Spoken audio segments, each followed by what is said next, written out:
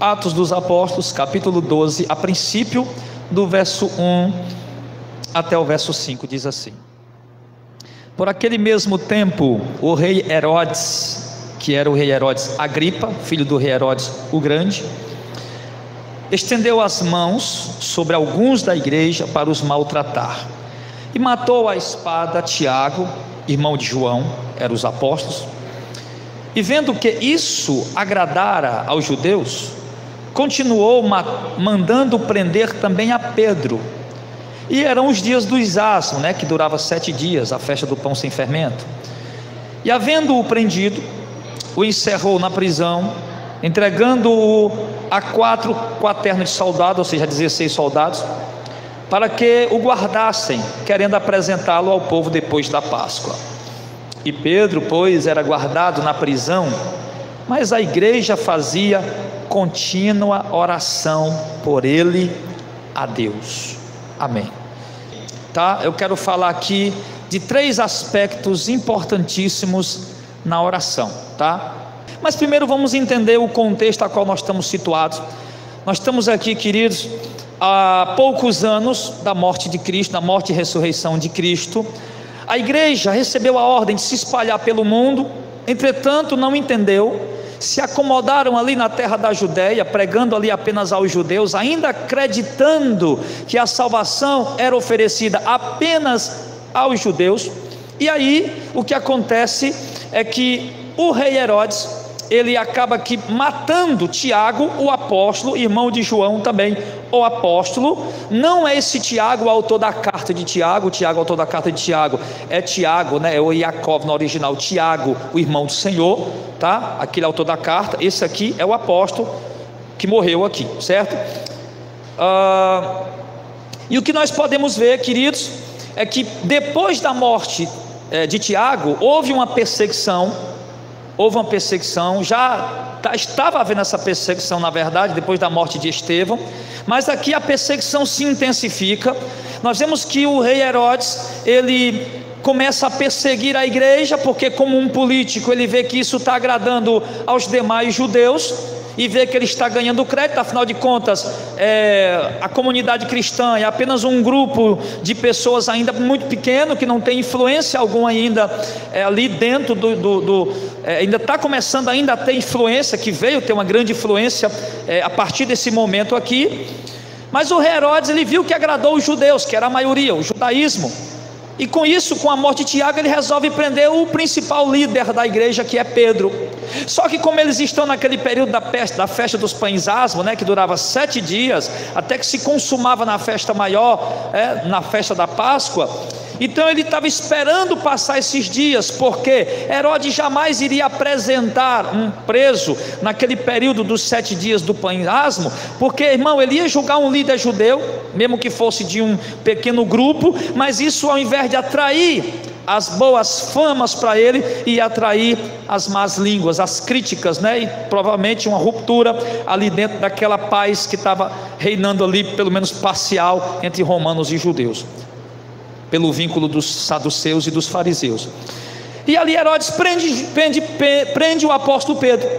E como nós vimos que Herodes já havia matado Tiago, com certeza, sem dúvida alguma, agora Pedro também será morto. E a igreja fica alvoroçada. Nós já perdemos um líder, perdemos um dos nossos principais líderes, que é Tiago, um dos primeiros apóstolos, irmão de João, que o Senhor chamou. Nós não podemos perder Pedro, mas infelizmente nós vamos perdê-lo, porque se ele matou Tiago e Deus permitiu, então ele também vai matar Pedro, e Deus também vai permitir. E a igreja, nesse entendimento, irmão, é preciso a gente já aqui fazer uma pausa para uma aplicação, que nem sempre, porque Deus permitiu acontecer algo de ruim, vamos dizer, pelo menos aos olhos humanos, Deus permitiu acontecer algo de ruim com Auricélio, por exemplo, não significa que isso também vai acontecer comigo. Ou se Deus permitiu acontecer algo de ruim comigo, não significa necessariamente que isso também vai acontecer com Auricélio. A gente tem que entender isso.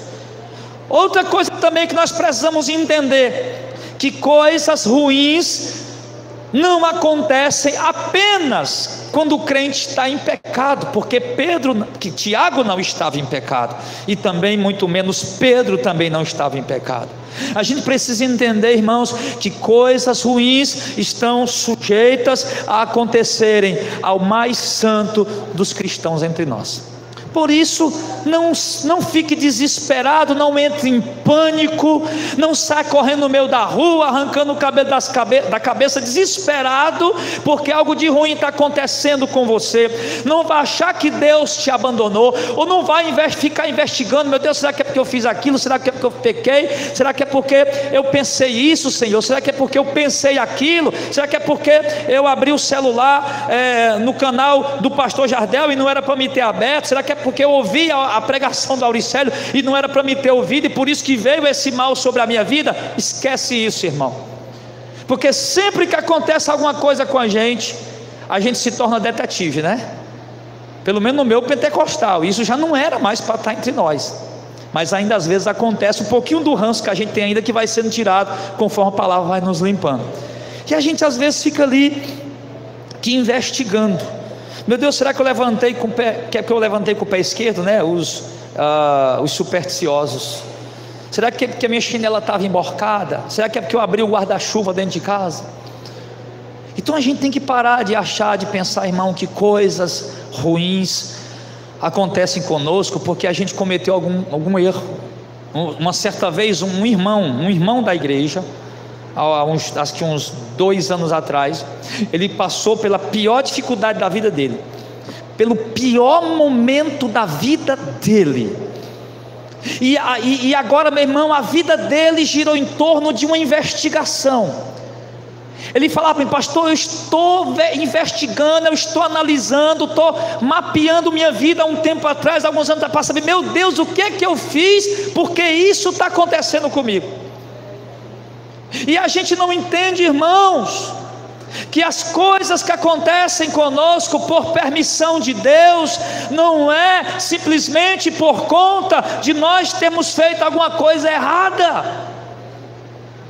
mas acontece, irmãos, porque Deus tem propósitos maiores do que a nossa mente pode imaginar, e a gente não consegue alcançar, entender o propósito de Deus com aquilo.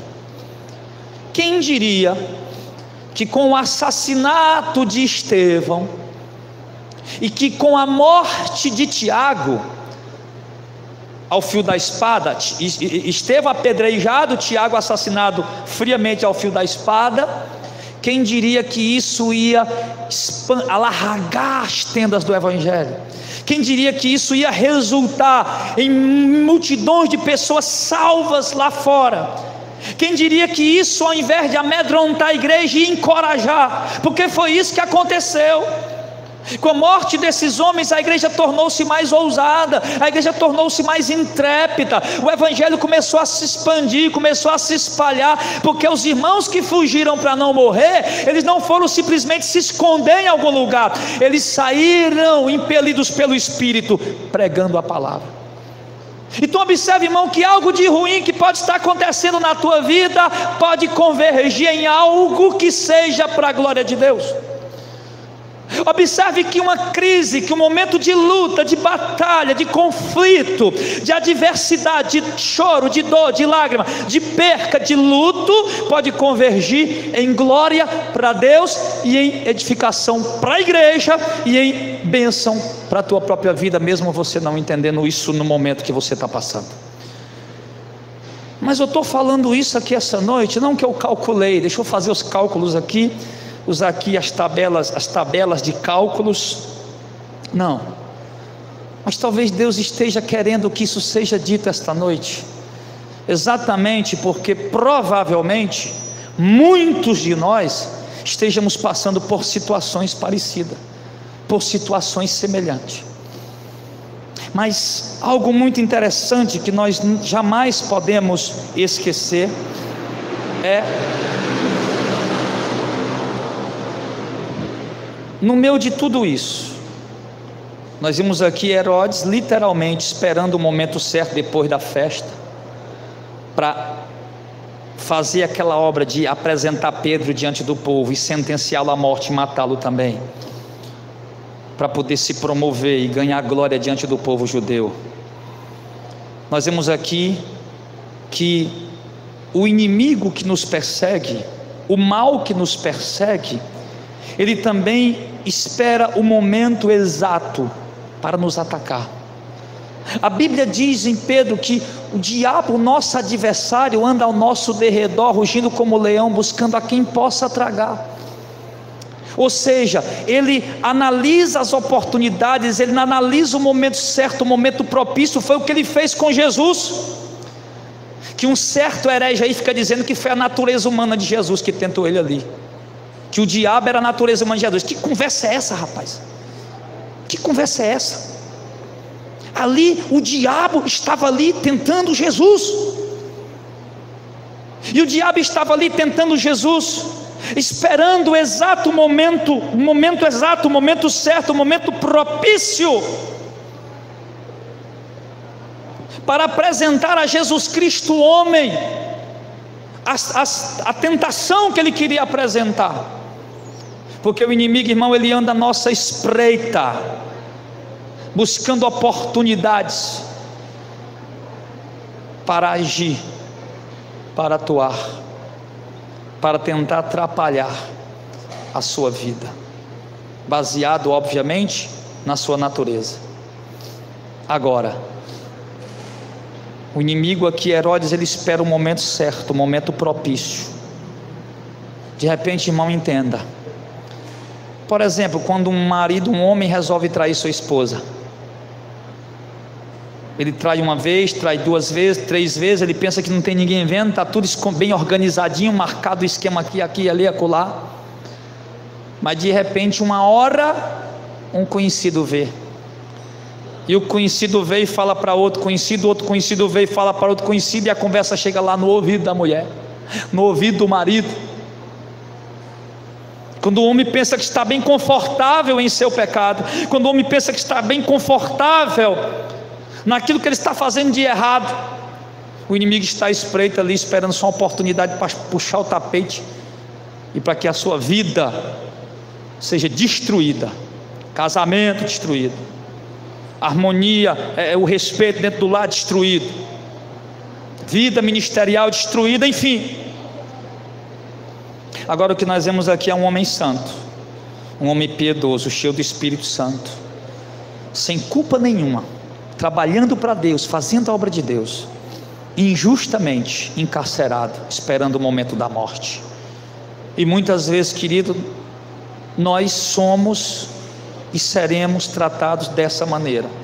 Você está fazendo as melhores das intenções, a obra de Deus, trabalhando para Deus, servindo a Deus, e pode ter certeza que algumas vezes você vai ser tratado injustamente, você vai ser interpretado por terceiros injustamente, você vai ser tido como um criminoso, como alguém perigoso. Olha, Pedro estava preso, irmãos, com 16 soldados, 4 quaternos de soldado, cada grupo de soldado tinha 4 soldados. Alguns podem acreditar, não, era 4 quaternos de soldado, um para cada turno. Ou outros podem acreditar, não, era 4 quaternos de soldado, porque na verdade tinha 2 com ele dentro da cela, tinha 2 lá fora, e assim até sair lá fora tinha mais 2 e mais 2 e mais 2. Ele estava preso como um criminoso perigosíssimo. É assim que às vezes nós somos tratados, simplesmente porque a nossa pregação contraria o que a maioria crê. É assim que nós somos tratados como pessoas perigosíssimas, porque a nossa conduta, a nossa vida e a nossa pregação, a tua vida, a tua conduta contraria o que a maioria dos crentes acreditam. Porque você agora prega muita coisa que vai contra o sistema, porque agora você vive não mais preso a um legalismo religioso que te subjuga e que diz que isso é pecado, sem que a Bíblia diga que o é, e você é tratado como um criminoso perigoso pelos próprios religiosos. E assim estava ali o apóstolo Pedro. Só que enquanto o apóstolo Pedro estava preso, e sabe, meu irmão, poxa vida, já mataram o Tiago, Pedro não é melhor do que Tiago, Pedro não é mais santo do que Tiago. Então se ele matou Tiago, ele vai matar Herodes também, ele vai matar Pedro também. Será o que passava na mente dos irmãos. Contudo, os irmãos eram crentes. E sabe o que é que crente faz quando vê que não tem mais como fazer nada? Humanamente falando, o que é que crente faz? Ora. Não, nós já tentamos subornar os guardas, não deu certo. Já tentamos usar aqui a influência do José de Arimateia, do Nicodemos, para falar com as autoridades, também não funcionou. Isso eu estou conjecturando, tá, irmãos? Já tentamos aqui o que podíamos fazer, então não deu certo. Então, como não conseguimos êxito, nada, vamos fazer o que agora? Vamos orar. Que quando na verdade deveria ser a primeira atitude do crente, muitas vezes fica na última da fila. A gente primeiro tem que ir quebrar a cara, bater o nariz na porta, bater a cabeça na parede, bater o pé na pedra, cair, ralar o joelho, quebrar a cara, tentar 1000 vezes, 1 milhão de vezes, cheio de ansiedade. Aí quando a gente vê que não dá mais, não tem como mais, diz: não posso fazer nada, vou orar. Olha a nossa confiança em Deus como é, ó. Igual o professor Raimundo da escolinha, né? Ó, salário desse tamanho. A fé da gente chega nem o tamanho de um grão de mostarda. Quem dera tivesse a fé como um grão de mostarda. A igreja resolveu orar. Só que o que nos chama a atenção aqui no verso de número 5 é que a igreja, esse versículo aliás, ele mostra para nós aqui 3, como eu disse, princípios importantes na oração. Repito, a situação era extrema, a solução era impossível, humanamente falando, não tinha como resolver aquilo. Então a igreja faz o seguinte: primeiro, a igreja se coloca em oração. Isso é o primeiro princípio. Em tempos de crise, em tempos de adversidade, em tempos de lutas, o que a igreja tem que fazer? Orar. Mas orar não só em particular no nosso secreto, porque isso é muito saudável para nós, espiritualmente falando e até mesmo materialmente falando, mas orar também, coletivamente. Porque eu te afirmo, meu irmão, em verdade te digo, que a igreja tem desprezado este princípio da oração coletiva, da oração em conjunto. A gente não ora mais, a gente ora só. Em casa a gente ora, pilotando, dirigindo o carro, pilotando a moto, fazendo alguma coisa, a gente ora, a gente se retira ao local para orar. Mas coletivamente a gente não tem orado mais. Já percebeu isso? Culto de oração na igreja. Qual é o dia aqui? Quarta-feira. Os crentes não vêm para orar, uma vez por semana. O único dia no mês de oração da igreja, que é o terceiro sábado, onde é para se reunir todos os obreiros para orar, não levando em consideração o último passado agora, que muitos viajaram por causa do feriado, mas muitos faltam. Não temos mais, irmãos, não oramos mais coletivamente, não acreditamos mais na oração da igreja, na oração da igreja que se reúne para orar. Nós não temos feito isso. E a igreja que estava fazendo, irmão, foi lá para a casa de Maria, mãe de João Marcos, irmã de Barnabé, que era primo ou tio de Marcos. Estava lá os irmãos na casa dela orando. Claro, na casa da irmã, porque tinha que ser escondido. Hoje nós não temos essa dificuldade. Hoje a gente pode pegar o Uber, pode pegar o ônibus, pode pegar o metrô, o trem, a bicicleta, o carro, a moto, qualquer outro tipo de transporte ou a pé, e vir nos reunir para orar. E a gente tem desprezado isso. Por quê? Sabe por que a gente despreza isso? Com toda seriedade, sem arrudeio? Porque não acredita, porque não crê. Porque se nós crêssemos, se nós acreditássemos, nós faríamos questão de nos reunir para orar. Ora, mas se a gente não tem vindo, se a gente não tem se reunido nem com nossas esposas em casa para orar, quanto mais vir para o galpão, para o prédio, para o templo. Quanto mais vir para o templo, se juntar com a igreja para orar. Você se une com a sua esposa para orar? Você chama sua esposa para orar? Você chama seu marido para orar? Sua família, seus filhos, você se reúne com eles periodicamente para orar? Pelo menos uma vez por semana? Não, a gente não tem feito isso. Por quê? Porque a gente não acredita mais. Porque a gente não dá mais crédito a isso. A oração coletiva para nós já era. Mas nós precisamos, irmão, restaurar esse princípio. A igreja praticou isso desde o princípio. Quando o Espírito Santo desceu lá em Atos capítulo 2, tinha 120 crentes orando lá no mesmo lugar, todo dia. Quando acontecem as primeiras conversões em Atos capítulo 3, irmão, nós vemos ali que a igreja todo dia se reunia para orar. Quando nós vemos em Atos capítulo 5, que os apóstolos foram açoitados, quando saíram de lá e ameaçados, procuraram a igreja e foram fazer o quê? Orar junto. Nós vemos Paulo fazendo suas viagens missionárias, uma delas lá em Éfeso, está lá Paulo e Silas, e ele diz o quê? E nós fomos para o rio à procura de um local de oração, porque eles oravam. Nós vemos em Atos capítulo 3, Pedro e João subindo juntos ao templo para a hora da oração. Claro, aquela hora da oração era a hora nona, 3 horas da tarde, que era a hora do sacrifício que o sacerdote apresentava lá no templo. E todo bom judeu religioso ia lá. Muitos judeus iam lá para essa oração. Mas o princípio que a gente pode tirar daí é que havia hora certa para eles estarem orando. E a igreja tinha o prazer de se reunir para orar, irmão. Isso é maravilhoso. Eu quero incentivar vocês aqui essa noite, que nós possamos nos reunir mais para orar. Que você não pode estar aqui na quarta-feira, porque realmente você não pode estar, que você pelo menos uma vez por semana se reúna com sua família em casa, na sala, ou na cozinha, ou no quarto.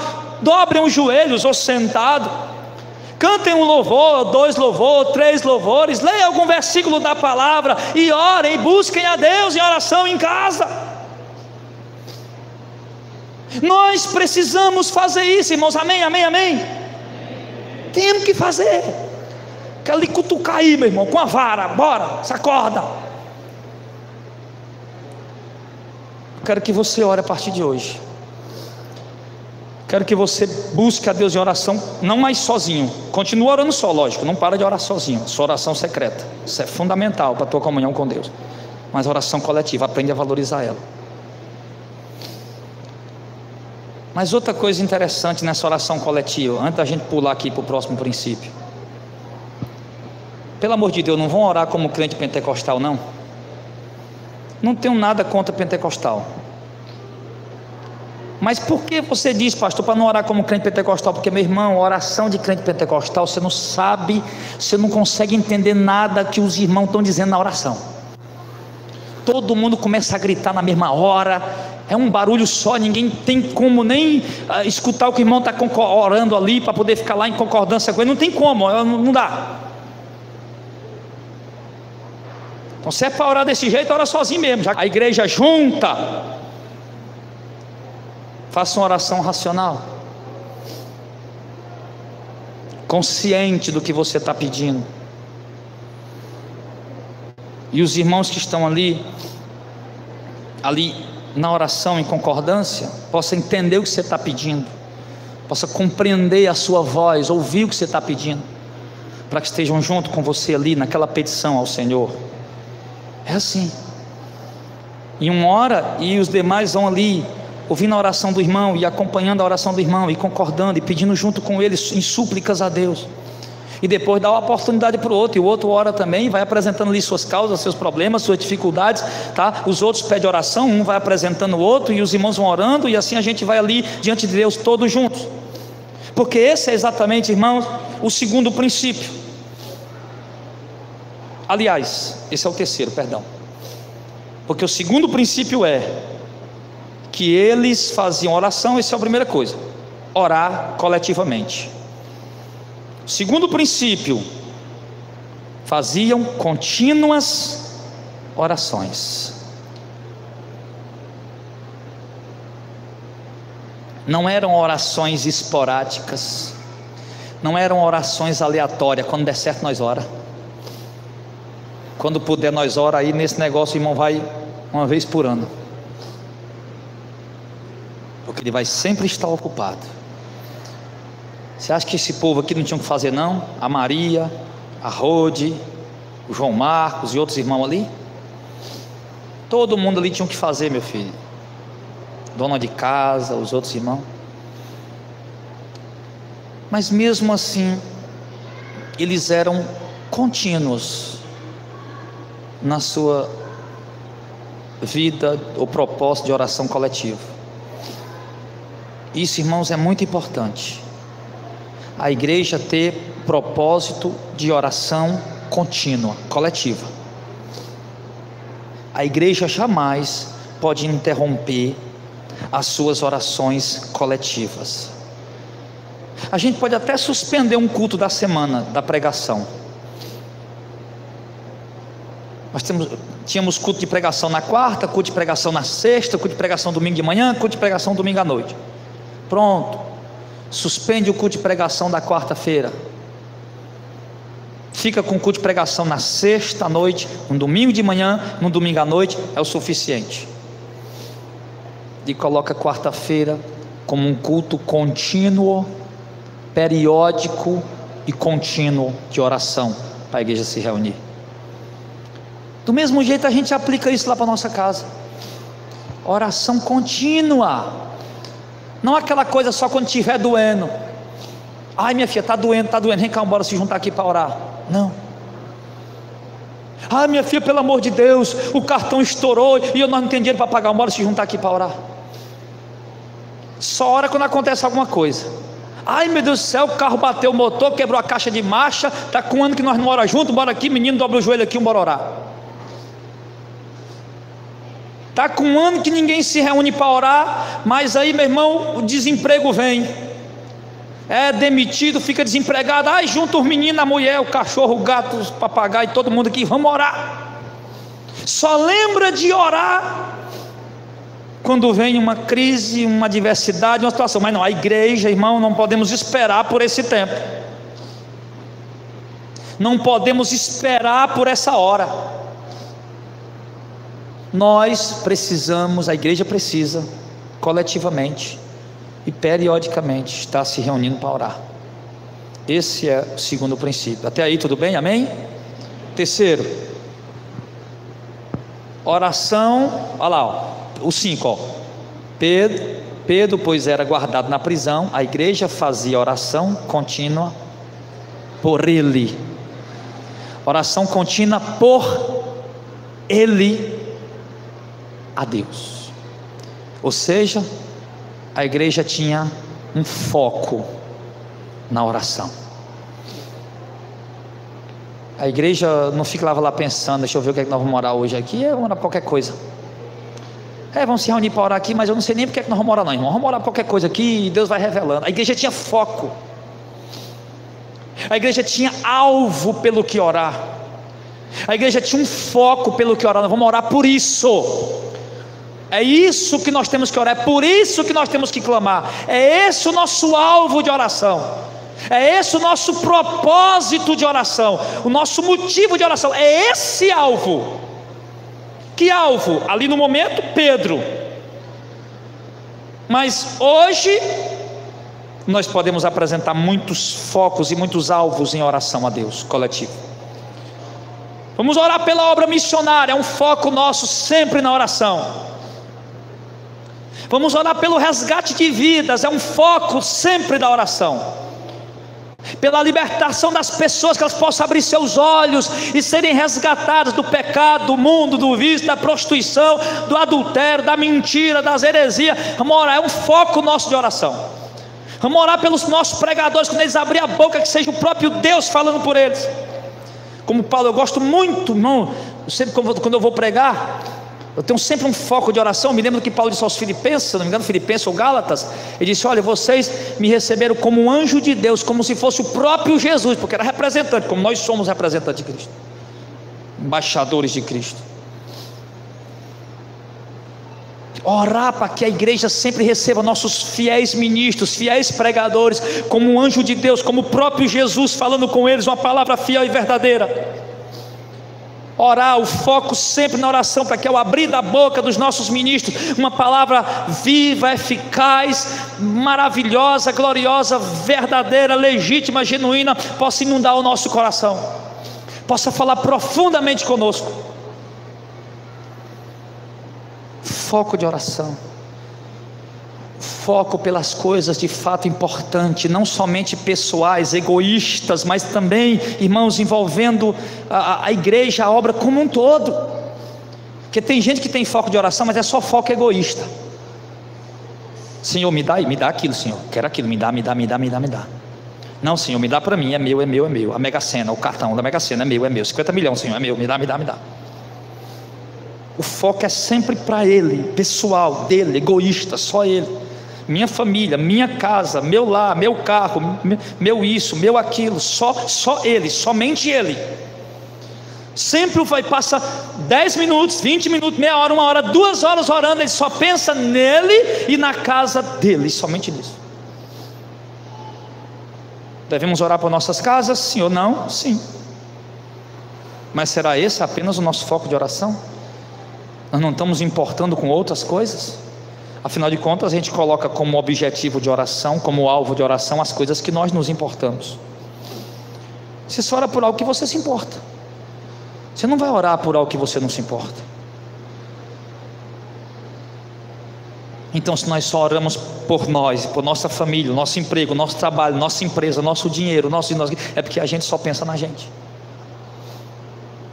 Mas se a gente também, irmão, além de orar por nós, também focarmos nas nossas orações, como eu disse, orar pelos nossos ministros, orar pelos nossos guias, nossos pastores, que nos apacentam na presença de Deus, orar pela visão missionária da igreja, pela obra missionária, para que as portas das missões do Evangelho se abram, para que nós possamos passar, para que Deus envie os recursos necessários, materiais, financeiros e de mão de obra, que são os obreiros, os missionários. O foco na oração, também na obra, pela santidade, pela obediência, pelo temor. Orar sempre a Deus para que Deus traga santidade para a igreja. Orar sempre a Deus para que Deus enche a igreja de temor.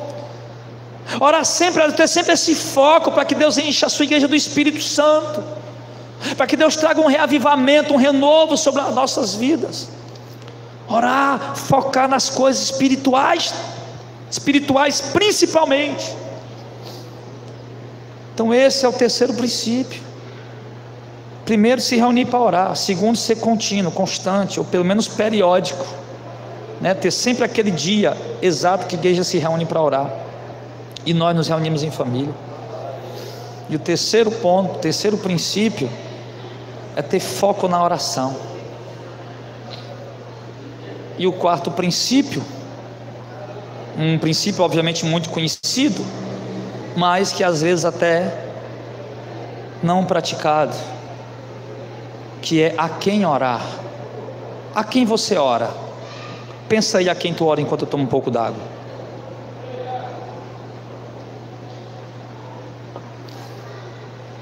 Você ora a Jesus? Você ora ao Espírito Santo? Você ora a Maria, a Virgem de Nazaré? Ao Santo Expedito, Padre Cícero, São Francisco? A quem você ora? O texto diz que eles oravam a quem? A Deus. Quando o texto diz que eles oravam a Deus, o texto está dizendo, nós sabemos que Deus, o nosso Deus em quem cremos, Ele é único, Entretanto, esse Deus único, Ele manifesta-se em 3 pessoas distintas. 3 pessoas distintas: o Pai, o Filho e o Espírito Santo. Não é que são 3 deuses: Deus Pai, Deus Filho, Deus Espírito Santo. Não, é um Deus que se manifesta na pessoa do Pai, na pessoa do Filho, na pessoa do Espírito Santo. E a nossa Bíblia, a palavra de Deus, nos ensina que a nossa oração deve ser direcionada ao Pai, por meio do nome com os gemidos inexprimíveis do Espírito Santo. Então, eu oro ao Pai, falo com o Pai, direciono minha oração ao Pai, pela mediação da pessoa do Filho.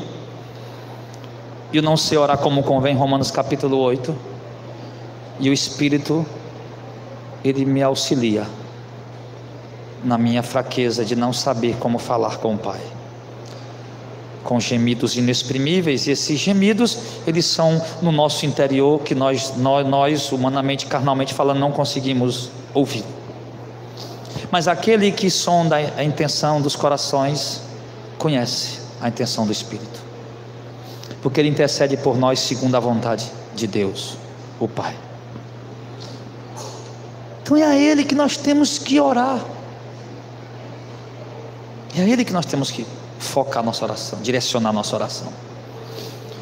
Então, pelo amor de Deus, meu irmão, pare de orar a Maria, pare de orar a São Francisco, pare de orar a Santo Expedito, ore ao Pai, por meio do nome do Filho, com a intercessão do Espírito Santo. Então é isso que nós aprendemos aqui. E como é que eles oravam? Era uma oração, irmão, uma oração. O texto não diz o que é que eles pediam na oração. Eu imagino aqui choro, eu imagino aqui prantos, lágrimas, gemidos dos crentes, às vezes sem palavras, só chorando. Senhor, solta o Pedro. Senhor, nós te suplicamos, nós te imploramos. Não era, eu tenho certeza que não era aquela oração repetida, que todo dia estava lá: Pai nosso que está no céu, santificado seja o vosso nome. Aí amanhã de novo: Pai nosso que está no céu, santificado seja o vosso nome. Não era essa oração dessa forma. Era uma oração que emanava do fundo do coração. Era uma oração sincera, verdadeira, que fluía do fundo da alma, diante da necessidade. Uma oração, meu irmão, muitas vezes sem eloquência, uma oração muitas vezes sem temática, sem princípio, sem meio e sem conclusão. Uma hora que era para estar no começo, o irmão já estava no meio, a hora que era para estar no meio já estava na conclusão, depois voltou para o começo de novo. Mas uma oração verdadeira e sincera, isso que é importante, diferente das rezas evangélicas, que toda vida que nós vamos orar é a mesma reza, do mesmo jeito. Ó Senhor, pelo beneplácito da tua vontade, Deus soberano, sempiterno, glorioso. Aí nós vamos orar do mesmo jeito, aquela oração burocrática, como se a gente estivesse tentando impressionar alguém. Oração bonita, cheia de belas palavras, de uma boa argumentação, de uma oração até com retórica, e de desenvolvimento, com introdução, desenvolvimento e conclusão, mas uma oração totalmente vazia diante de Deus, porque não é a oração que sai do fundo da alma do homem,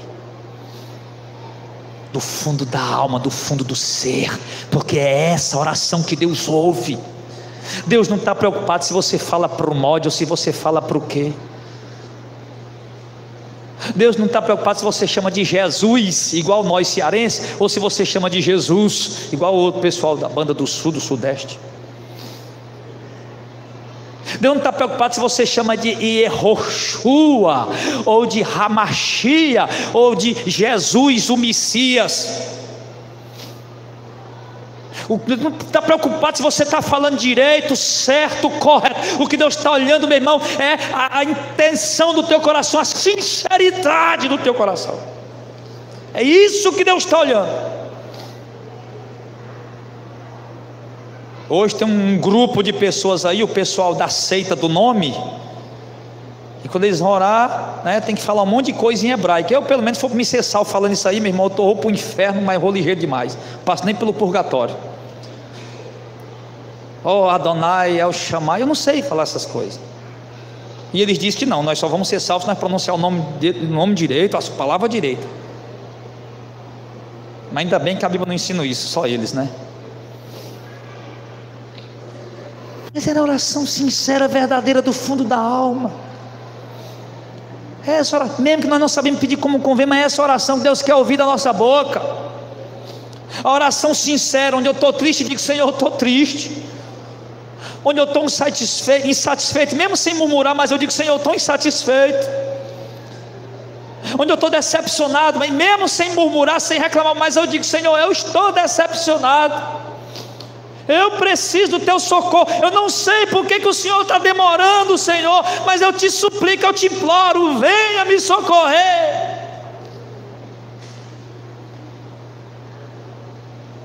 A oração verdadeira, sincera, não a oração mentirosa que muitas vezes a gente faz, porque tememos tanto a Deus, mas um temor ignorante, sem entendimento, que nos leva a fazer orações hipócritas.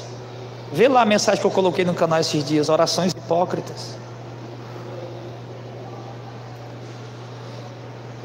Mas a igreja estava lá orando com simplicidade, continuamente. E aí o que aconteceu? O que foi que aconteceu, irmão? O inimaginável, o impossível, o extraordinário. A igreja orando, todo mundo conhece isso aqui agora.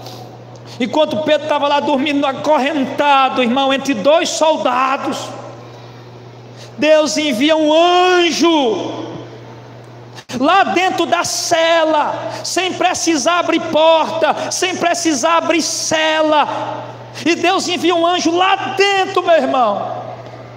E aquele anjo acorda Pedro e bota a tua sandália, Pedro, bota esta capa, bora, se ajeita aí, me acompanha.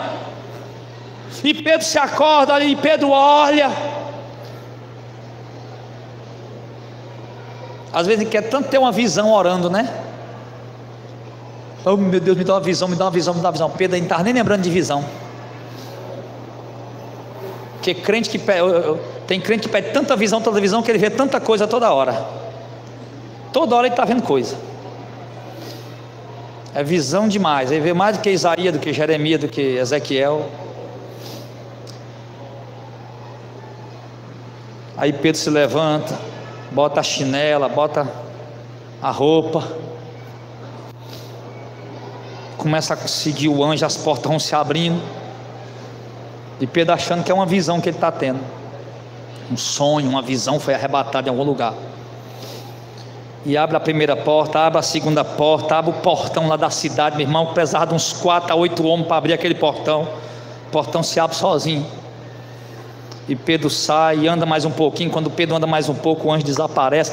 Aí ele percebe que Deus milagrosamente livrou ele da prisão.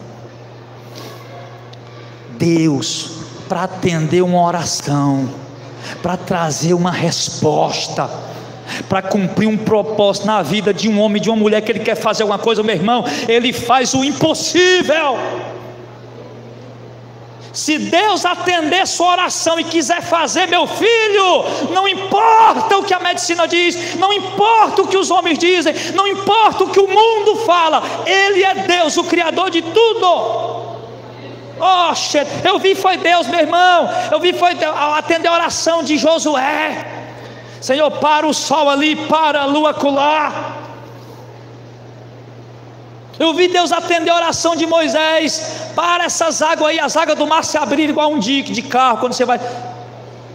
Vi Deus, de Josué não, de Moisés, né? E Deus ouve a oração de Josué, as águas do Rio Jordão, de ribanceira a ribanceira, faz uma oração ali, meu irmão, e Deus para as águas lá em cima, e a água fica aquele monte gigantesco, ouvindo a oração. Vejo Daniel ali, meu irmão, orando, buscando a Deus fervorosamente, pedindo misericórdia, clamando, suplicando, buscando, meu irmão,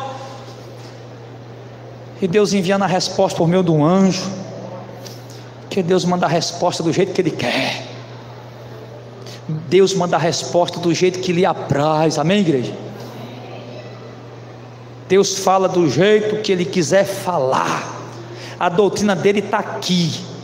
Aqui é para ser lido, estudado, aprendido, para nos ensinar a confiar nele, a crer, nos sustentar, nos alimentar, nos fortalecer. E Ele fala constantemente conosco aqui nessa palavra. Mas se Ele quer falar de outra maneira, Ele pode e Ele faz, porque Ele é Deus, e acabou essa conversa. E reformados que acharem ruim, meu irmão, problema de vocês.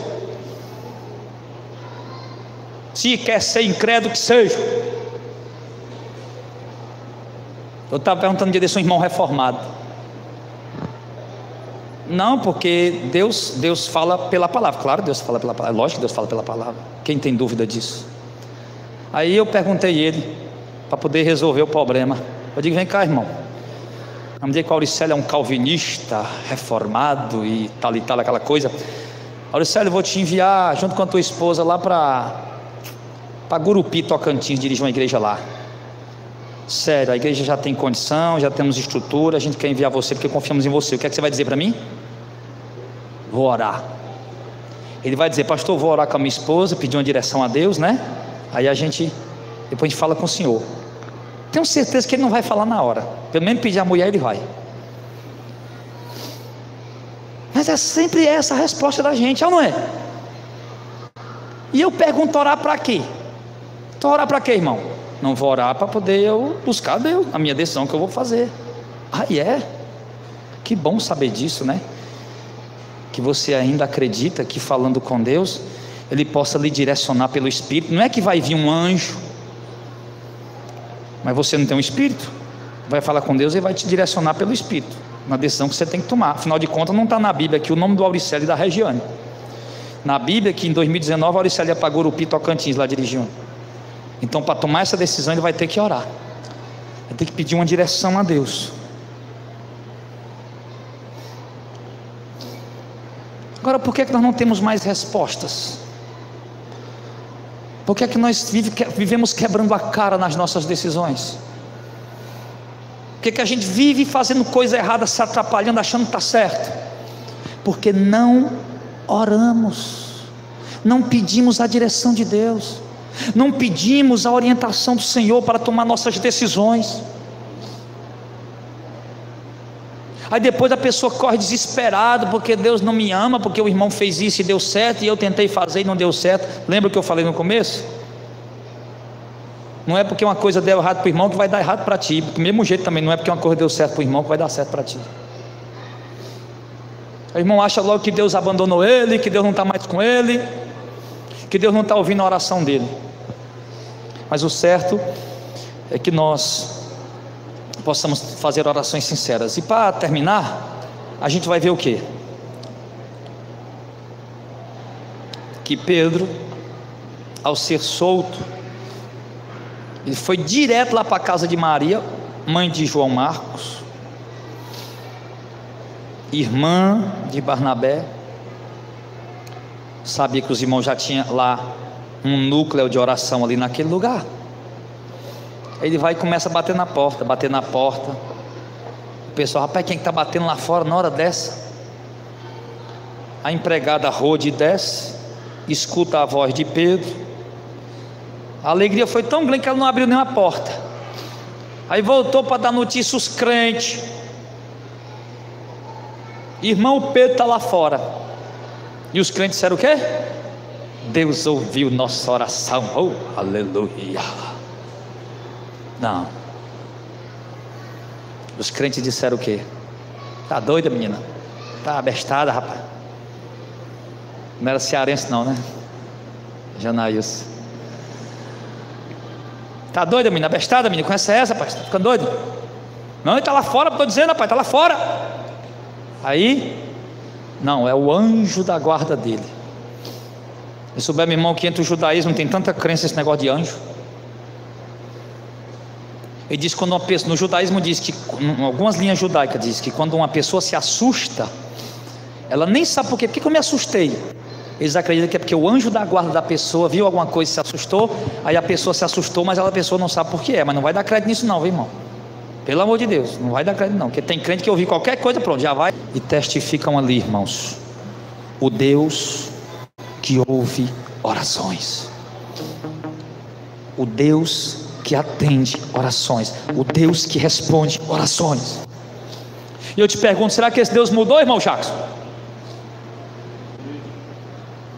Ele é o mesmo ontem, na eternidade passada, Ele é o mesmo hoje, no presente, é o mesmo no futuro, no sentido de ser Deus continuamente.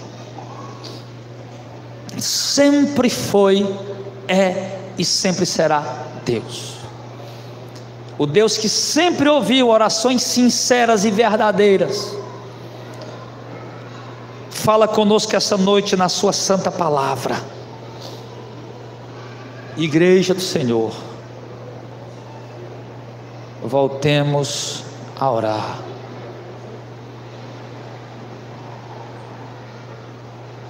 Irmãs e irmãos, casais, voltem a buscar a Deus juntos.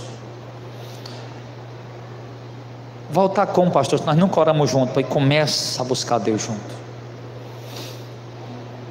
Obreiros da missão de fé, obreiros da Assembleia de Deus, obreiros da presbiteriana, da batista, orem juntos pelo ministério que vocês fazem parte,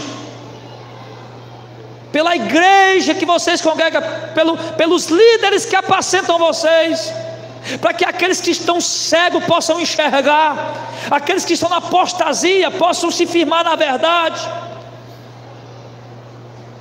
para aqueles que estão com a mente trancada para compreender a doutrina possam ter a mente aberta. Orem, voltemos a orar, que nossos cultos de oração possam voltar a ser frequentados, não apenas visitado, mas frequentado continuamente. Que nossos momentos de oração com nossa família em casa possam voltar a ser contínuos, periódicos. Que nós possamos voltar a pegar o trem, o metrô, o ônibus, a bicicleta, o carro, a moto, a pé e voltar a vir se reunir. Onde você congrega aí, onde você congrega aqui, voltar a se reunir com a igreja em oração. Procurar saber qual é o dia da oração. Hoje tem igrejas que para poder ter um culto de oração precisa dar um nome para o culto. O culto de oração da corrente da quebra da maldição. Para ver se o povo vai. Aí desse jeito o povo vai, né? Aí eles acabam tirando a oração e colocando a corrente, e a corrente acaba que aprisionando o povo na heresia. Então certo que dia que nós precisamos voltar a orar, e com certeza eu vou te dizer com certeza, se você voltar a orar, tanto particularmente como coletivamente, acreditar, com sinceridade, com verdade, pode ter certeza que você vai ter respostas de Deus. Eu vejo Deus fazer coisas incríveis na minha vida, na minha família, no meu ministério pessoal e no meu ministério coletivo. Eu vejo Deus fazer coisas incríveis na vida de familiares meus, na vida da comunidade, nos trabalhos que a gente realiza. Eu vejo Deus fazendo coisas, irmãos, que eu fico, meu Deus, só o Senhor podia ter feito isso. Você também tem exemplos para contar, de quantas vezes Deus já te ouviu, de quanto tem sido importante a oração coletiva, e a gente não tem motivo nenhum para parar. Nós temos milhões de motivos para voltar a nos engajar na oração. E eu peço à igreja isso, pensem nisso, irmãos, que essa palavra mexa, te incomode e desperte você, em nome de Jesus.